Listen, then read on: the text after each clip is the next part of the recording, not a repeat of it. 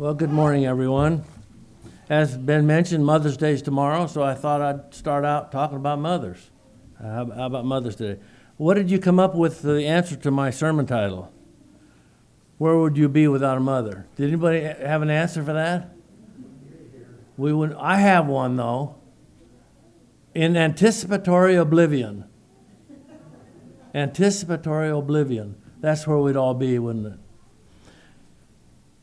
Well, I want to start out by talking about the Statue of Liberty. Have any of you been to the Statue of Liberty? I never have. Some of you have. Did you climb up inside there? Did you go up in the arm? Are they allowing anybody up in the arm anymore? There, okay. I've never been there, so someday I might want to try to get there. Anyway, the Statue of Liberty is called Lady Liberty.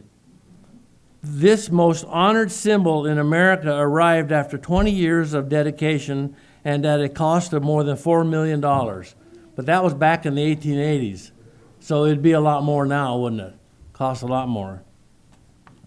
French sculptor Frederic Bartholdi was inspired to build the enormous monument after seeing the Colossi in Egypt. After examining the candidates, he chose his mother as a statue's model. The statue was built in France, then dismantled and packaged into 200 massive crates for transport to New York. A French warship transported the gift across the Atlantic. On the way, a terrible storm threatened to sink the vessel. The crew begged the captain to dump the heavy crates into the sea to lighten the load, but the captain responded, "This ship will sink before I give up liberty." So he was dedicated, so we can be thankful for that. Well, we wouldn't be very far, would if we didn't have a mother or grandmother or grandfather. The mother of 3 young children writes concerning the pressures of motherhood. "The week before last, I had quite a pity party," she said. "The mini marathon morning was a real mini marathon day for our family. My spirit went from bad to worse that day. My husband was running a second mini marathon at 8 a.m. Their son Gordy was playing his last soccer game at 8 a.m. Another son, Woody, was playing his t-ball game at 11 a.m. Gordy was playing baseball at 1:30 p.m. and John Jr. had his last soccer game at 2 p.m. She's busy. And then between 9:30 and 10 a.m. we were to drive downtown, park, and watch for Big John to come in the crowd of thousands, and then race to the finish line to find him again. I have to tell you, before the day began, I was dreading it. As it came to pass, each hour and each game pushed me to become more irritable, short-tempered, and resentful. I was busy. Naturally, I called my mother to complain, and she decided I had the boys in too many activities. To which I replied, "Mom, one season is ending and one season is beginning. I can't help it. Plus, we couldn't skip the mini marathon. If I were running 13 miles, I sure would want a cheering squad at the end for me." I don't run like that. Do any of you? That's the last thing I want to do. But she said, I was certain I would lose one of the boys or miss Big John, so even that event was a bit tainted. Anyway, by 4 o'clock, nobody could live with me, nor did I want to be around anybody. So she had a busy day. Well, being a mother has always been stressful and always challenging. There are these constant demands of time. There are unrealistic media images. There are these condescending cultural attitudes toward mother that create a lot of additional pressure. And if we're not careful in the church, we can add to that pressure rather than relieving it. We leave the impression that mom is a spiritual Wonder Woman who reads her Bible every day and sings in the choir every week. Well, some places they do. And love to sit in the church nursery and never nag or never complain. And she is never depressed or worried or sick or selfish or grumpy. And she is able to work in the garden without ever getting dirty, just like Martha Stewart. You don't see Martha Stewart dirty, do you? In a book entitled Motherhood Stress, Deborah Lewis wrote, "I have talked with rich mothers and poor mothers, brand new mothers and grandmothers, mothers of 1, mothers of 9, stay-at-home mothers, and mothers with 2 careers. Single mothers raising their children all alone, and happily married women with wonderfully supportive husbands. But whatever the mother's circumstances, when it comes to stress, all mothers feel it. So it's stressful raising children. So our first scripture I want to look at today is Matthew 24. Can you believe I turned right to it? Matthew 24:37, because this is going to tell us where we're going to go in our Bible. Matthew 24:37. I'll get it right in a minute. It says, "But as the days of Noah were, so shall also the coming of the Son of Man be." 38, "For as in the days that were before the flood, they were eating and drinking, marrying and giving in marriage until the day that Noah entered into the ark." 39, "And knew not until the flood came and took them all away," in death, that is. "So shall also the coming of the Son of Man be." So today, I want to talk about a family member of yours. And we're going to go back to Genesis. I want to go back to the days of Noah. Jesus believed in the great flood of Noah's day. The future time is tied to the past. So today I want to consider a woman in Noah's day. She is without a name, but some of her experiences parallel some of the pressures of today's women. So I hope that when we see the pressures that she faced, the rest of us will be more sensitive to the ways that we can relieve some of the pressures that mother face. Because the hand that rocks the cradle is getting tired and needs some relief. So today I want to talk about one of your family members. I want to talk about your grandmother with several greats in front of it. So she's all of our grandmother, isn't she? Mrs. Noah is all of our great. She's our great. I don't know how many greats go on there, but a lot of them. So I'd like to look at Genesis 6. Genesis chapter 6 and see some parallels we have there. Genesis 6, verse 8. Let me find it here. Genesis 6, 8. "But Noah found grace in the eyes of the Lord." 9. "These are the generations of Noah. Noah was a just man and perfect in his generations, and Noah walked with God." 10. "And Noah begat 3 sons, Shem, Ham, and Japheth." That's it. But he didn't have them alone, did he? He had a wife. So Mrs. Noah is not named, but she's there. Okay, first of all, she faced the pressures of being completely different from everyone else. For some people's Mother's Day can be a difficult day. God is asking all of us to be completely different from the world, because tomorrow's Mother's Day, and I want to focus specifically on mothers today. If another Christian really torments you about being different, tell them to look at 1 Thessalonians 4:11 that says, "Make it your goal to lead a quiet life and mind your own business." So that's what we have to do, isn't it? That's right. You say it, of course, in Christian love. We want that. I like 1 Corinthians 13 where it describes love. It says, "Love is patient, love is kind, love does not envy, love is not rude." And my favorite phrase out of there is, "Love always protects." So we want to protect our mothers. Love protects and guards those we love. Secondly, Mrs. Noah faced the pressure of insecurity. Genesis 6:14 says, that God is talking here, "Make thee an ark of gopher wood, room shalt thou make in the ark, and shall pitch it within and without, or pitch it within without pitch." Yeah, repeats that. So at first, Mrs. Noah's life was very stable. Her husband was probably like other men, working, taking care of the family, helping family out. Then all of a sudden, God told him to do something strange. As you know, security is more important to most women than to men. When men lose their job, it's often the wife that is more anxious than the husband, because the husband feels confident that he'll be able to get something else to work at. But the wife doesn't have that same security. The wife may be restless until he does. In his book, His Need, Her Needs, Willard Harley says that the need for financial security is one of the 5 basic needs of every woman. And that's understandable. They need security. The woman is more security conscious than the man, and we need to be sensitive to that and provide that sense of assurance if we can. Teenagers or young people, when your mother asks you, "Where are you going? Who is driving?" How long are you going to be there? What are you going to be doing? When will you get back?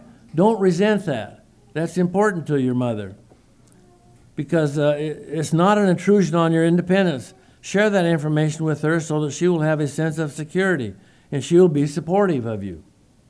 And husbands, when your wife asks, can we really afford this new computer? Or how are we going to afford the children's education? Or are you sure we can afford that new car? That information will provide the necessary security she needs. I've written down 5 primary threats to a woman's security, to a mother's security. Number 1 is criticism. We don't want to be critical. It is poisoning the home when we are critical. Number 2 is temper.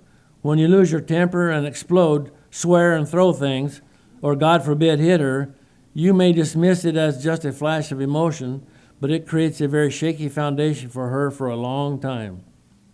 Number 3 is laziness. Laziness is a third enemy of security. She is often willing to go along with tight funds and self-denial as long as she is confident her husband is making the effort. But if she senses that the husband is lazy, she loses respect and develops a sense of insecurity. The fourth enemy of security for a woman is lying. Trust is so important to her sense of stability, and if she discovers you are not telling her the truth, she loses confidence. And 5, the most devastating enemy of security is infidelity. Unfaithfulness destroys the wife's sense of stability for a long time. Even after we repent and receive forgiveness, it takes a long time for confidence to be restored. Another thing, sometimes our wives suggest something when they really don't mean it. Like they may say, I look so terrible, go to the party without me. Don't fall for it. It's a trap. Don't do it. Don't even believe her. What she's really saying, would you tell me I look okay and that you're proud of me? Or she may say, listen, you don't have to buy me anything for Mother's Day. I know you love me. Don't listen to that either. Husbands, get your wives some little gifts often. So husbands, that means we need to frequently verbalize our love. We affirm that commitment. We listen carefully to her concerns. We find ways to reassure her that she is the most important person and the only woman in our lives. And wives need to know that, don't they? But they don't have to take it well, we need to tell them. They don't have to take us for granted. I have always heard that the best thing that a man can do for his children is to love their mother. And the best thing he can do is for her mother, for their mother too. And along that line, I heard about Russ Blowers, who retired after 40 years as a minister in the East 91st Street Christian Church in Indianapolis. And somebody asked him what he thought was his most outstanding accomplishment. He had been president of North American Convention and chaired the Bible crusade for Billy Graham. He had done a lot of things, and he said, I'll tell you what I am most proud of. I am most proud of the fact that I have never had to walk into my children's room at night and with tears in my eyes explain to them why I was unfaithful to their mother. That's a good accomplishment, isn't it? We husbands need to reassure our wives that we will keep our vows, and in so doing, we'll provide security to our wife. Thirdly, Mrs. Noah must have faced the pressure of child rearing. Look at Genesis 7:1. It says, And the Lord said unto Noah, Come thou and all thy house into the ark. So the Lord must have been in the ark first. He says, Come into the ark, for thee have I seen righteous before me in this generation. And then verse 7, Genesis 7:7. And Noah went in, and his sons and his wife and his sons' wives with him into the ark because of the waters of the flood. The grown men must have had been children at one time, and now they are still following their parents. Mrs. Noah was able to lead these daughters-in-law to follow her more than to follow their own parents. So that's quite an accomplishment for Mrs. Noah. There's big responsibility in rearing obedient children. A mother of 2 young children wrote, The other day it took me an hour to get ready to go to the grocery store. We had to search the entire house to find Andrew's shoes. I know how that is. No sooner had we climbed into the car that we had to go to the bathroom again. As I buckled Matthew into his car seat, my nose told me that he was messy. So we went back into the house once more to change his diaper. Then the phone rang. I talked to a friend briefly and felt that I had to cut her off short. Again, out to the car. I buckled both children up again and began backing out of the driveway, only to glance at the dashboard clock and realize that it was nearly noon. I knew better than to attempt a long shopping trip with two hungry children. So I got the kids out of the car, headed back into the side where I hung up their coats, sat down, and cried. And I can understand that. Some days I feel as if no one notices or cares about what I'm doing with my children. Other days I feel everyone has a different standard that I am not living up to. And then she added, I never realized how much time I spend changing diapers, washing clothes, and more clothes, wiping up spills, picking up toys, driving children everywhere, pinching pennies between paychecks. I never imagined yelling at my kids in frustration. It's a tough job rearing children.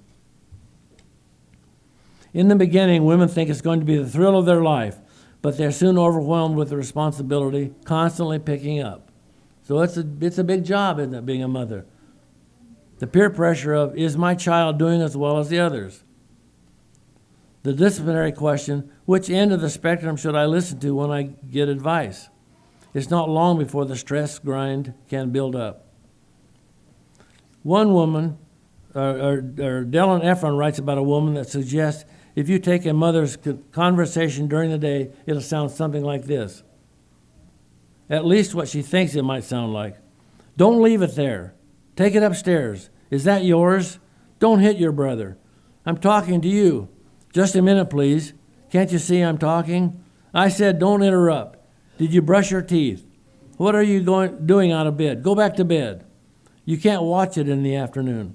What do you mean there's nothing to do? Go outside, read a book. Turn it down, get off the phone. Tell your friend you'll call her back. Right now. Hello? No, she is not home. She'll call you when she gets home. Take a jacket. Take a sweater. Well, take one anyway. Get the toys out of the hall. Get the toys off the stairs. Do you realize that could kill someone? Hurry up, hurry up. Everyone is waiting. I'll count to 10, and then we are going without you. Did you go to the bathroom? If you don't go, we are not going, and I mean it. Why didn't you go before you left? Can you hold it? What's going on back there? I said stop it. Stop it. I don't want to hear it. I don't want to hear about it. That's it. We're going home. Give me a kiss. Make your bed. Clean your room. Set the table. I need you to set the table. Just try a little. You don't have to eat the whole thing. Stop playing with it and eat it. Would you? Watch what you're doing. Move your glass. It's too close to the edge. How many times have we done that?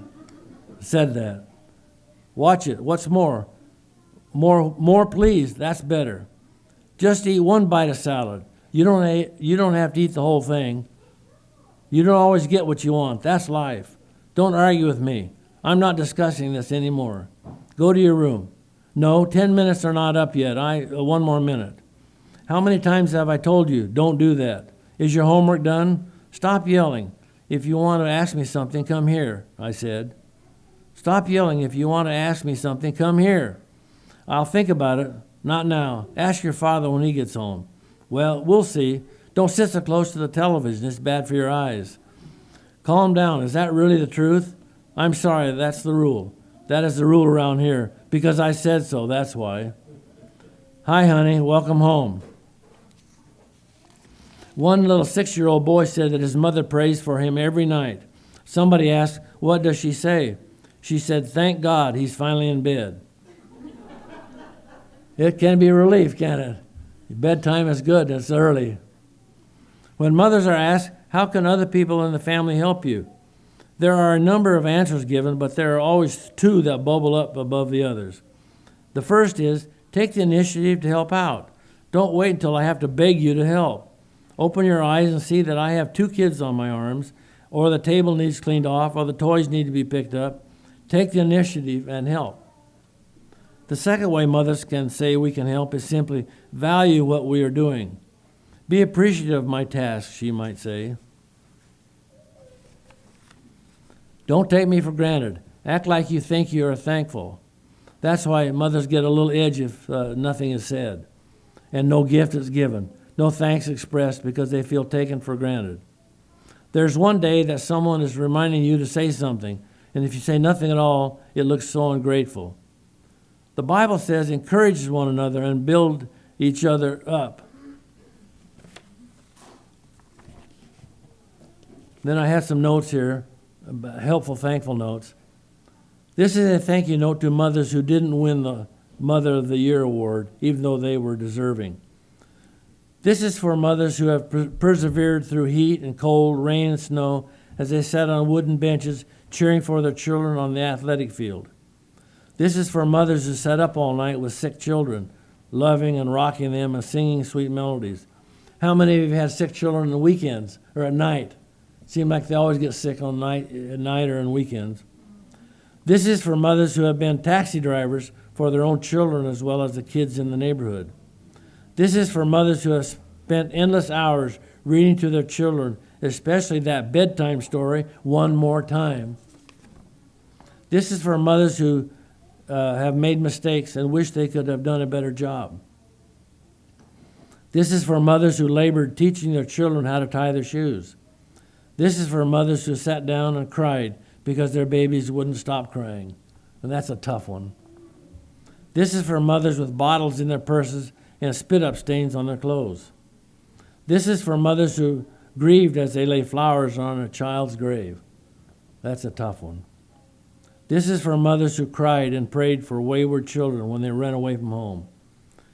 This is for mothers who learned to let go. That's a tough one too.